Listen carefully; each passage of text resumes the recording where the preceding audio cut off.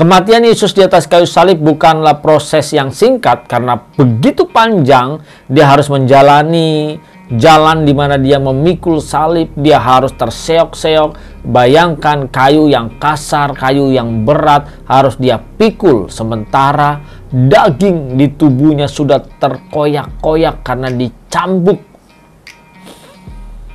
Kalau kita yang menjalani seperti itu, bagaimana Bapak Ibu Saudara?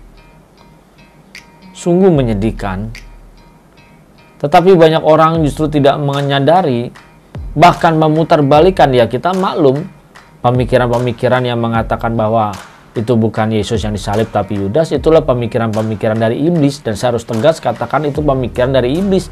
Karena iblis, setan, tidak mau diketahui oleh manusia kekalahannya adalah ketika Yesus mati di kayu salib.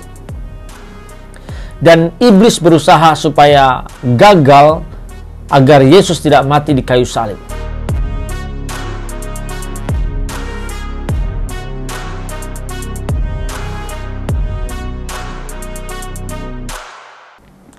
Kita berjumpa kembali Bapak Ibu Saudara bersama dengan saya saat ini di channel CPS Television.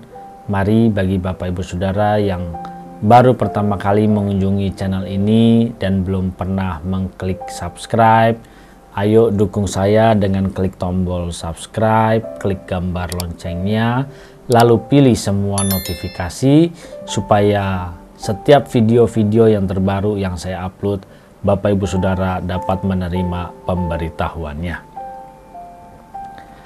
Kita sudah memperingati kemarin hari Jumat Agung, hari di mana Yesus mengalami kematian di atas kayu salib. Dan banyak sekali orang yang berpikir, dan ini hari ini adalah hari di mana hari kedua setelah Yesus mengalami kematian, dan besok hari Minggu di mana akan memperingati hari Paskah, hari kebangkitan, yang dimana banyak orang akan bersorak-sorai berkata bahwa Yesus bangkit, gitu ya. Nah, banyak orang berpikir bahwa dan mengolok-olok, bahkan mengejek, dikatakan bahwa Yesus mati di kayu salib.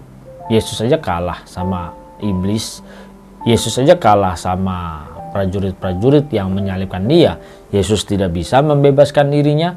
Kalau Yesus Tuhan, dia bisa melepaskan dirinya. Dia tidak harus mengalami kematian. Banyak orang yang berpikir, kalau Yesus Tuhan, kenapa dia harus mengalami kematian? Kalau dia mati, berarti dia bukan Tuhan.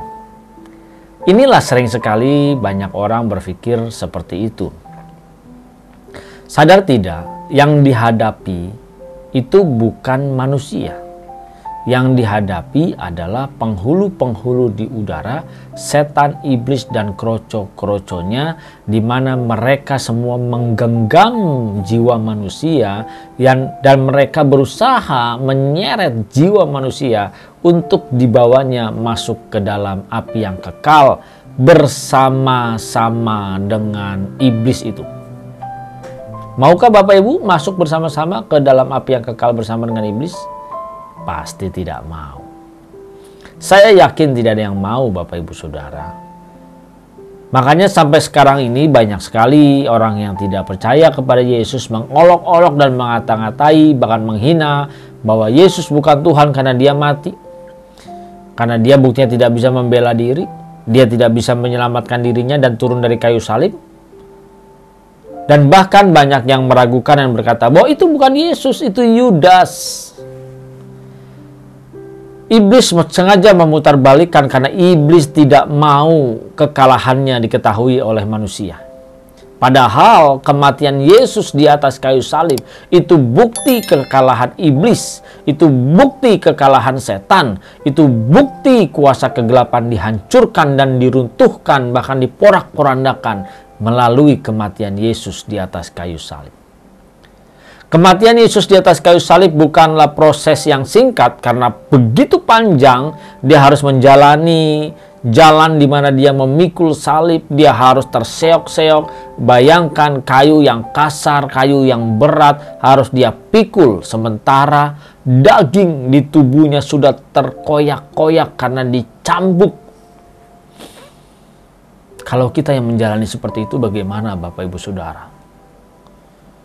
Sungguh menyedihkan. Tetapi banyak orang justru tidak menyadari, bahkan memutarbalikkan. Ya, kita maklum pemikiran-pemikiran yang mengatakan bahwa itu bukan Yesus yang disalib tapi Yudas. Itulah pemikiran-pemikiran dari iblis, dan saya harus tegas katakan itu pemikiran dari iblis. Karena iblis, setan, tidak mau diketahui oleh manusia kekalahannya adalah ketika Yesus mati di kayu salib. Dan iblis berusaha supaya gagal agar Yesus tidak mati di kayu salib. Tetapi Yesus tetap jalan dan menjalani kematian di atas kayu salib, karena kematiannya adalah kemenangannya. Luar biasa ya. Orang melihat kematian itu merupakan sebagai sesuatu kekalahan. Kalau kita lihat orang perang, orang berkelahi, orang berantem, dan orang yang mati itu adalah orang yang kalah. Tetapi di dalam hal ini justru Yesus mati di kayu salib. Itu kemenangan. Dan itulah yang menggetarkan kuasa kegelapan. Itulah yang menggetarkan setan, iblis, dan kroco-kroconya. Karena dia dikalahkan dengan darah Yesus. Bapak, Ibu, Saudara, melihat peristiwa ini, menyadari, merenungkan peristiwa ini, bahwa kematian itulah yang ditakuti oleh setan, iblis, Lucifer, dan kroco-kroconya. Sadar tidak? Hidup kita ini juga penuh dengan peperangan setiap hari, penuh dengan pergumulan setiap hari. Kita harus berperang melawan daging kita, kita harus berperang mengalahkan ego kita, kita harus berusaha menundukkan kesombongan kita. Padahal setan iblis pun tahu bahwa yang dia takutkan adalah kalau kita ya, Bapak, Ibu, Saudara, dan saya, kita mengalami kematian. Kematian dalam hal ini bukan kematian seperti yang Yesus jalani, mati secara fisik, tetapi kematian di sini kita adalah kematian dari segala kedagingan kita, kesombongan kita, keegoisan kita. Kita harus mengalami mati sebelum kita mati secara fisik. Karena iblis tidak mau Bapak, Ibu, Saudara, dan saya mengalami kematian sebelum mati. Mematikan ego kita, kemarahan kita, kesombongan kita, keangkuhan hidup kita, merasa paling benar, merasa paling hebat, merasa paling suci, merasa paling berkuasa. Kalau itu tidak dimatikan, iblis, setan akan bertepuk tangan. Tetapi ketika kita berhasil mematikan semuanya itu, menekan, membunuhnya, dan menyingkirkannya dalam hidup kita, setan gemetar. Setan tidak takut sama orang yang pergi ke gereja. Setan tidak takut sama orang yang aktif di gereja. Setan tidak takut sama orang yang melayani. Bahkan setan tidak takut sama pendeta sekalipun. Yang setan takutkan adalah kalau setiap pribadi mengalami kematian sebelum dia mati. Yaitu kematian yang seperti tadi saya sebutkan, dia harus mematikan kedagingannya, dia harus menanggalkan kedagingannya. Itu yang ditakutkan setan. Maka di dalam hidup ini, ayo, setelah kita memperingati kemarin hari Jumat Agung, ayolah kita berjuang. Dan saya mengajak Bapak, Ibu, Saudara, ayo kita mulai jaga hidup kita. Kita harus berjuang bagaimana kita bisa mati sebelum mati. Ingat ya, bukan mati secara fisik, tapi kita mematikan daging kita, ego kita, semua cacat celah dalam hidup kita. Kita matikan agar kita tidak terseret.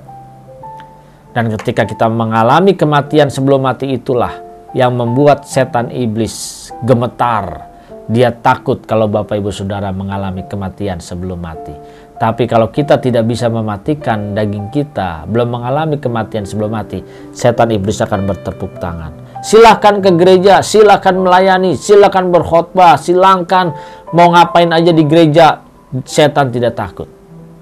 Karena orang yang belum mengalami kematian sebelum mati, walaupun dia melayani, jadi pendeta sekalipun, bahkan walaupun dia mungkin sebagai teolog sekalipun, dia belum bisa mengalahkan dirinya sendiri. Dan setan mengalami kemenangan atas orang-orang seperti ini. Mari Bapak, Ibu, Saudara, ayolah. Yesus memberikan contoh. Kematian itulah yang ditakutkan oleh iblis. Dan sekarang kematian Bapak, Ibu, Saudara, dan saya dari kedagingan, kesombongan, percintaan dunia, itu yang ditakuti oleh setan iblis. Ayo kita berjuang yuk. Sebelum kita mengalami kematian yang sesungguhnya, mati secara fisik, kita sudah harus mematikan kedagingan kita, kesombongan kita.